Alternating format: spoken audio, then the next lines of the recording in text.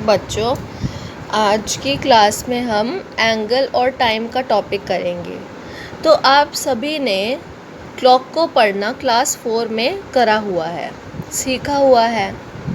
और यहाँ पर हम सभी को पता है कि जो मिनट की सुई और घंटे की सुई है वो आपस में कोऑर्डिनेट करते हैं और हमें टाइम बताते हैं। इसका मतलब कि जो घंटे की सुई और मिनट की सुई है उनकी आपस की साझेदारी हमें टाइम बताने में मदद करती है। तो बच्चों, आज हम एंगल और टाइम के बारे में पढ़ेंगे। तो जैसे कि आप इस घड़ी में देख रहे हो, अभी इस घड़ी में 12 बज रहे हैं और जो घंटे की सुई और मिनट की सुई है वो बिल्कुल एक के ऊपर एक है, यानी कि वो आपस में 0 डिग्री का एंगल बना रही हैं।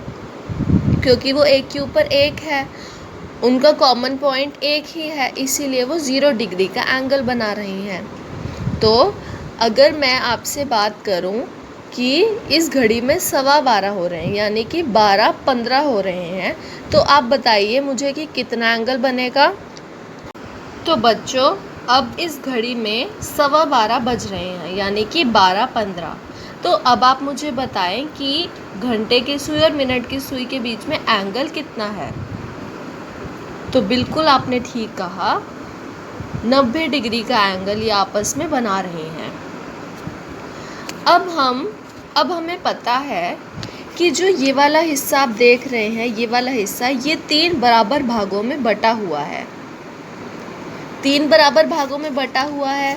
तो अब हम कह सकते हैं कि अगर हम 90 का तीसरा भाग निकालें तो वो 30 डिग्री का होगा। तो अगर आपसे कोई पूछे कि 12:05 पे कितना एंगल बन रहा है,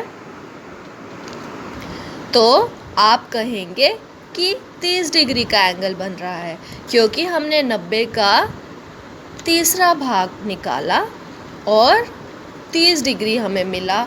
तो 12:05 बजे 30 डिग्री का एंगल बनेगा। ऐसे ही अब हम देख सकते हैं कि 12:10 पर कितना एंगल बनेगा।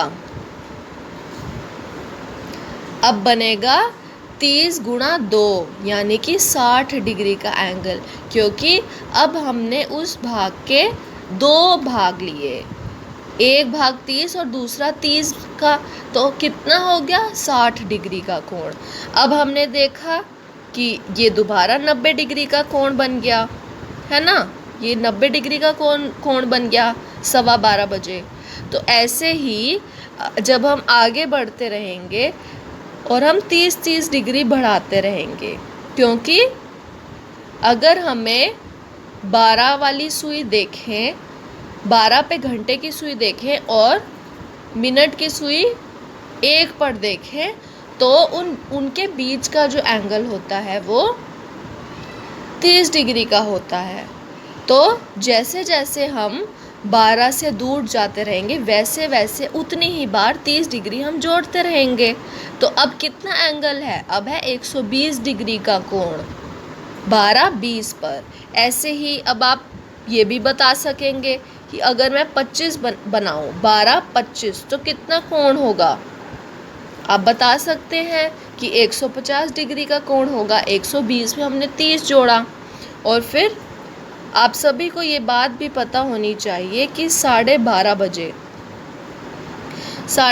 बजे 180 डिग्री का कोण बनता है। जब भी आप एक सीधी लाइन देखें तो वह 180 डिग्री का कोण होता है। ठीक है बच्चों, जो हमने जाना कुछ चीज़ें अभी। तो अब मैं आपको बताना चाहती हूँ कि हमने देखा कि 12:15 पर